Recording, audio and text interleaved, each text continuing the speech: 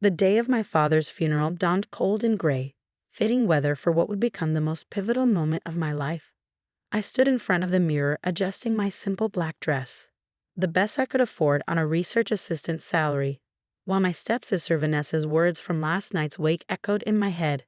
God, Sarah, couldn't you at least pretend to dress appropriately? It's embarrassing enough having you here. My father, Dr. David Chen, brilliant scientist and family disappointment, according to my stepmother Isabella, had died suddenly of a heart attack in his small laboratory on the outskirts of the city. The same laboratory where he'd spent countless nights after being kicked out of the family mansion 5 years ago, when Isabella decided his obsession with failed experiments was too much to bear. The funeral was being held at the Chen family estate, a sprawling mansion that had once been my childhood home. Now it felt like enemy territory. As I walked through the ornate gates, memories flooded back. Dad teaching me chemistry in the kitchen, conducting experiments with baking soda and vinegar, his eyes lighting up when I asked questions about his research. Well, look who decided to show up. Isabella's voice cut through my reverie. She stood at the top of the marble stairs, a vision in designer black, her perfectly manicured hand resting on the banister. Next to her, my stepsister Vanessa smirked, both of them looking more like they were attending a fashion show than a funeral. It's my father's funeral, I replied quietly. Of course I'm here. Ah yes, your father. Isabella's lips curved into a cold smile. The brilliant Dr. Chen, who chose his precious experiments over his family's reputation. Tell me, Sarah, did he ever manage to create anything worthwhile in that rusty lab of his? Or did he die as he lived, a failure? I felt my hands clench into fists, but kept my voice steady. My father was not a failure. Really? Vanessa chimed in, her diamond earrings catching the light. Is that why he was living in that disgusting little lab while we maintained the family's social standing? Face it, Sarah, he was an embarrassment, just like you. The funeral service was torture. I sat in the back row, watching as Isabella played the grieving widow perfectly, accepting condolences from Silicon Valley's elite with graceful nods and dainty dabs at dry eyes. The true irony was that half these people hadn't spoken to my father in years, not since Isabella had systematically cut him off from his social circles. And now, the priest announced, Dr. Chen's widow would like to say a few words. Isabella glided to the podium, a picture of elegant grief. David was a dreamer, she began, her voice thick with fake emotion. Perhaps too much of a dreamer. He chose to pursue his unique ideas rather than focus on our family business. But he was a good man in his way. I wanted to scream. This woman had no right to talk about my father. She hadn't seen him in the last 5 years, hadn't witnessed his dedication, his passion, his absolute certainty that he was on the verge of something revolutionary. After the service, as people began to disperse, Isabella cornered me by the refreshment table. Now, about your father's lab, she said, dropping all pretense of grief. I'll be sending people to clear it out tomorrow. Whatever junk he left behind will be disposed of. You can't do that, I protested. That lab was his life's work. Actually, I can. The property belongs to Chen Industries, which as CEO, I control completely. Your father was merely allowed to use it out of my generosity. She smiled, showing perfect white teeth. Unless, of course, you can afford to buy it. We both knew I couldn't. My salary as a research assistant barely covered my rent in a tiny apartment. I thought not, Isabella continued. Don't worry, I'll have them throw away his things with all the respect they deserve. She paused, examining her manicure. Oh, and Sarah, don't bother coming back to the mansion. Now that your father is gone, there's really no reason for us to maintain any pretense of family ties. I left the funeral with tears burning in my eyes, but I refused to let them fall. Instead of going home, I drove straight to Dad's lab. The small industrial building looked shabby compared to the mansion. But to me, it had always felt more like home than that cold, perfect house ever did. Using my key, the one thing Dad had insisted I always keep, I entered the lab. The familiar smell of metal and chemicals wrapped around me like a comfort blanket. Everything was exactly as he'd left it. Equations scrawled on whiteboards, computer screens displaying complex molecular structures, and his old leather notebook sitting on the main workbench. That notebook. Dad had carried it everywhere, constantly making notes, drawing diagrams, muttering about getting the sequence right. Isabella had always mocked it, calling it his book of failures. With trembling hands, I picked it up. The leather was worn soft from years of use, the pages dog-eared and coffee-stained. As I opened it, a letter fell out, addressed to me in my father's messy handwriting. "My dearest Sarah," it began. "If you're reading this, something has happened to me. I need you to know that everything I've worked for, everything I've sacrificed, it wasn't for nothing. The formulas in this notebook, they work. The molecular stabilization sequence is complete. But there are people who would kill for this technology, people who wouldn't understand the importance of using it ethically. That's why I could never tell Isabella or go public before it was ready." My hands started shaking as I read further. The failed experiments Isabella had mocked. They were preliminary tests for a revolutionary carbon capture technology, a process that could literally pull greenhouse gases from the atmosphere and convert them into clean energy. If this worked, it would be worth billions, maybe trillions. But more importantly, it could help save our dying planet. As I read through the notebook, my scientific training kicking in, I realized Dad had done it. The formulas were elegant, the science sound. He'd solved problems that had stumped researchers for decades. This wasn't the work of a failure. This was genius. A noise outside startled me. Headlights swept across the windows as a car pulled up. Panic gripped me as I remembered Isabella's words. She was sending people to clear out the lab. They were early. I had to act fast. I saw Dad's old laptop on his desk. He'd always told me it contained his most important files. Grabbing it and the notebook, I looked frantically around the lab. What else would they destroy? What else did I need to save? The sound of voices outside spurred me into action. I spotted Dad's external hard drives in a drawer. Those two went into my bag.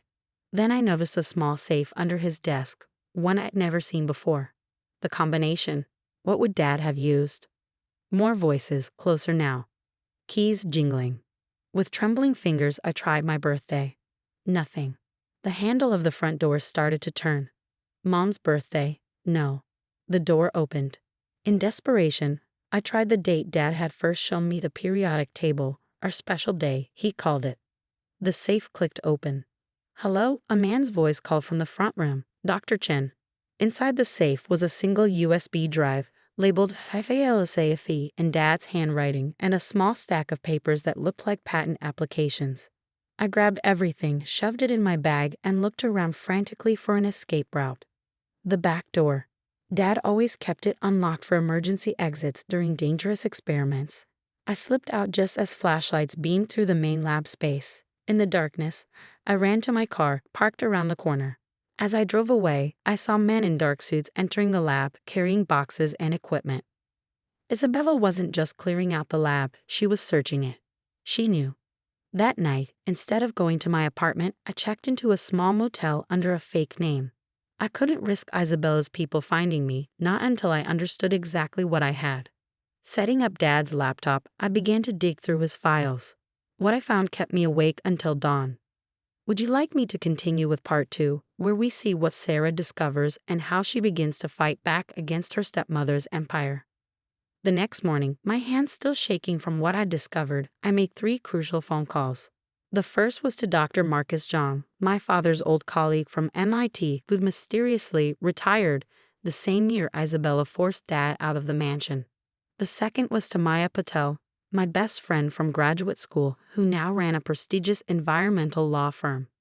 The third was to James Wilson, my ex-boyfriend who happened to be one of Silicon Valley's most successful venture capitalists. "Sarah Chen." James answered on the first ring, surprise evident in his voice. We hadn't spoken since our breakup 2 years ago, when he'd chosen his career over our relationship. "I heard about your father. I'm so sorry." "James, I need your help," I said, cutting straight to the point. "But first, I need you to sign an NDA." An hour later, I sat in a private conference room at James' office, watching his face as he reviewed my father's data. His expression shifted from skepticism to shock to something approaching awe. "Sarah, this is," he trailed off, running a hand through his perfectly styled hair. "This isn't just revolutionary, this changes everything. The carbon capture efficiency rates alone are 10 times better than anything currently on the market. And the energy conversion process," he looked up at me, eyes wide. "Your father actually solved it." "Yes," I said quietly, "but there's more." I showed him the files I'd spent all night decoding. Dad hadn't just developed the technology, he'd documented every attempt Isabella and Chen Industries had made to steal his research over the past 5 years. Email threads, recorded conversations, surveillance footage, he kept everything. She tried to force him to hand over the patents, I explained, pulling up a particularly damning email chain. When he refused, she started spreading rumors about his mental stability, cut off his funding, and eventually kicked him out. But she never stopped trying to get her hands on his research. James whistled low. This is corporate espionage. Serious stuff. He paused, studying me. What do you need from me? Investment capital. Enough to set up a new company and fast-track the development. Maya's already working on securing the patents in my name. Dad had filed the preliminary paperwork before he died. But we need to move quickly, before Isabella realizes what she's lost. Before James could respond, my phone buzzed. A text from Maya, 911. Turn on CNBC now. James grabbed the remote, switching on the conference room's wall-mounted TV. Isabella's perfectly composed face filled the screen as she stood at a podium in front of Chen Industries headquarters. It is with great pride that I announce Chen Industries' breakthrough in carbon capture technology, she was saying, her voice smooth as silk. My late husband's final project has yielded remarkable results, and we expect to begin implementation within the month. My blood ran cold. She was trying to claim Dad's research as her own. That's why they were searching the lab, I whispered. They're going to try to recreate his work. James's phone chirped. Chen Industries' stock was already soaring on the announcement, but I noticed something in Isabella's press conference, something that made me lean forward. The molecular stabilization sequence, she was explaining to the reporters, allows for unprecedented carbon capture rates. But her description was wrong. Completely wrong. It didn't have Dad's real research. They had whatever fragmentary notes they'd found in the lab, and they were bluffing. My phone rang. Dr. John. I saw the press conference, he said without preamble. She's desperate, Sarah. Chen Industries is in trouble. They've been covering up massive losses for years, using creative accounting to hide their failed projects. Your father knew. That's why Isabella wanted his research so badly. She needs a win to keep the company afloat. A plan began forming in my mind. Dr. John, how quickly can you put together a research team? For David's daughter, give me 48 hours. The next 2 weeks were a blur of activity. While Isabella basked in the media attention, we worked in secret. James secured us lab space in an unmarked facility outside the city. Maya filed patents and trademarks under a series of shell companies to avoid detection. Dr. Zhang assembled a team of brilliant scientists who'd all been pushed out of Chen Industries over the years. But we had a problem. While we had Dad's research, we needed proof that Isabella had actively tried to steal it. The evidence on Dad's laptop wasn't enough. We needed recent documentation of their corporate espionage. That's when Vanessa's greed proved useful. My stepsister called me out of the blue, her voice syrupy sweet. Sarah, darling, I've been thinking about how awful we've been to you. Let me make it up to you over lunch. I knew it was a trap, but I accepted it anyway. The restaurant she chose screamed old money, all dark wood and crystal chandeliers. Vanessa was already there, wearing what probably cost more than my yearly salary. I feel terrible about how things ended at the funeral, she began, signaling for wine. And I want to help you. Help me? Of course. I know things must be difficult for you now, financially speaking. And well, she leaned forward conspiratorially. I know you have something Mother wants. Something from your father's lab? Ah, there it was. If you help us recreate your father's research, Mother's willing to be very generous. 7 figures generous. I took a sip of wine, buying time. And if I refuse? Vanessa's smile turned sharp. Don't be difficult, Sarah. Mother always gets what she wants, one way or another. What she didn't know was that I was recording every word. That afternoon, I met with Maya to review the recording. It's good, she said, but we need more. We need proof that Isabella knows her announcement was false. I might be able to help with that, a quiet voice said from the doorway. We turned to find Lisa, Isabella's personal assistant, standing there nervously. I've worked for Mrs. Chen for 10 years, she continued. I've seen things, done things, but claiming Dr. Chen's research, that's too far. I have documents, internal memos, emails, recordings of meetings where she explicitly discusses stealing his work. Maya's eyes lit up. Would you be willing to testify? Lisa nodded. Dr. Chen was kind to me. He deserved better. The pieces were falling into place, but we had to move fast. Chen Industries was already accepting pre-orders for their non-existent carbon capture technology. They'd announced a demonstration for major investors in 1 week. It was time to spring our trap. Are you sure about this? James asked as we prepared for the final phase. Once we do this, there's no going back. I thought about my father working alone in his lab, refusing to give up his principles even when it cost him everything. Unsure, I said. Let's end this. Would you like me to continue with part 3, where Sarah executes her plan and confronts Isabella at the investor demonstration? The day of Chen Industries' big demonstration dawned bright and clear. The company had rented out San Francisco's most prestigious convention center, and the media presence was overwhelming. News vans lined the street, reporters jostling for position as the world's most powerful investors arrived. I watched the live stream from our own facility, where Dr. Zhang and our team were making final adjustments to the real carbon capture prototype.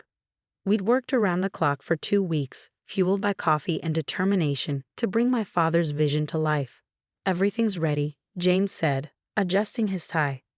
As planned, he was attending the demonstration as a potential investor. Maya's team is in position, and the SEC agents are standing by. I nodded, checking my phone. A text from Lisa. She's nervous. Been practicing her speech all morning. Keeps changing the technical details.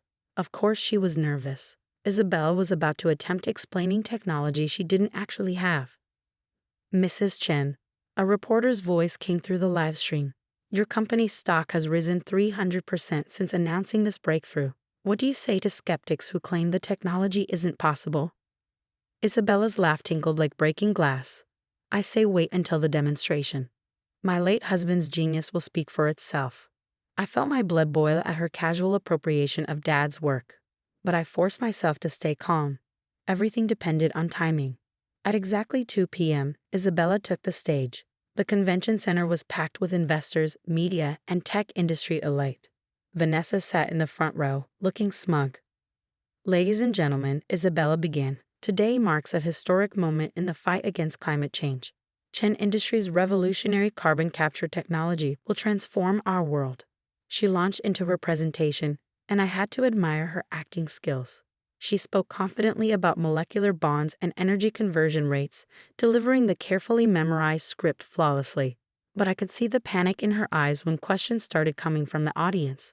Could you explain the stabilization process in more detail? One scientist asked. Isabella's smile flickered. Of course, the process involves specialized molecular sequencing. But how do you prevent degradation during the conversion phase? Another expert pressed.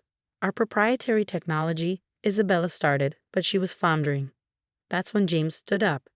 Perhaps a demonstration would be more convincing. Isabella's relief was palpable. Yes, absolutely. If you'll direct your attention to the main chamber. The massive machine behind her hummed to life. It was impressive looking, I had to give them that, all gleaming metal and pulsing lights. But I knew it was just for show. As you can see, Isabella continued, the carbon dioxide is being extracted from the air and converted to. The machine made a horrible grinding sound, then sparked dramatically. Emergency alarms began blaring. Minor technical difficulty, Isabella assured the murmuring crowd. Our engineers will. Or maybe, I said loudly, standing up from my place at the back of the hall. The machine doesn't work because you stole incomplete research and tried to recreate technology you don't understand. The room fell silent. Isabella's face went pale as I walked toward the stage. Sarah, she hissed, what are you doing here? Isn't it obvious, Mother? I continued, my voice carrying in the quiet room. I'm here to demonstrate my father's actual technology. Security. Vanessa shouted, but before anyone could move, the convention center's doors opened. Maya strode in, followed by a team of FBI agents and SEC officials. Isabella Chen, she announced, you're under investigation for corporate fraud, espionage, and securities manipulation. This is ridiculous, Isabella sputtered. I have proof. Documents. Forged documents, Lisa said, stepping forward. I should know. You made me create them. The next hour was chaos. While FBI agents secured Chen Industries' fake prototype as evidence, Maya presented our documentation of Isabella's fraud. The emails, the recordings. Maya's team verified the transfer. With Isabella's shares, I now controlled what remained of Chen Industries. The company that had once cast out my father was now mine. The irony wasn't lost on me. The next year brought changes I could never have imagined. Chen Sustainable Technologies installed our first large-scale carbon capture facility in California, with dozens more planned worldwide. The technology worked better than even Dad had predicted, giving real hope in the fight against climate change. Vanessa took a plea deal and served community service at an environmental cleanup organization. The experience seemed to change her. She later started a nonprofit focused on sustainable fashion. Lisa, Isabella's former assistant, became my trusted chief of staff, her organizational skills helping us manage our rapid growth. Isabella served 3 years in a minimum security prison. Upon release, she moved to a small house in Montana, about as far from her former lifestyle as possible. She sends me letters sometimes full of regret and attempted explanations. I read them, but rarely respond. On the first anniversary of Dad's death, I visited his grave early in the morning. The simple headstone stood in stark contrast to the ornate Chen family plot nearby. We did it, Dad, I said softly, placing fresh flowers by the stone. Your work is helping people, changing things, just like you always wanted. That afternoon, I had a board meeting in our new headquarters. The company had grown to over 1,000 employees, and our market value had reached $50 billion. But before heading into the meeting, I stopped by my office and opened Dad's old notebook, now carefully preserved in a glass case. Inside on the last page were words he'd written years ago. Success isn't measured in dollars or acclaim, but in the positive change we create. Remember that, Sarah. I did remember. Every day, as I stood looking out over the city, I thought about legacy. Isabella had built her empire on deception, desperate to maintain the appearance of success. Dad had worked in a humble lab, focused only on making his dreams reality. In the end, truth and dedication had won out over lies and manipulation. Real change had triumphed over empty promises. My phone buzzed. Another international contract, this time from India. More opportunities to implement Dad's technology to reduce carbon emissions, to make a difference. I smiled, touching the simple locket I always wore, the one containing a small piece of paper from Dad's notebook. Sometimes the greatest victories come not from destroying others, but from staying true to your principles and letting your work speak for itself. Dad taught me that, and it was the most valuable inheritance he could have left me.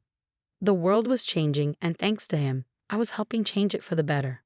That, I knew, would have made him prouder than all the billions in the world.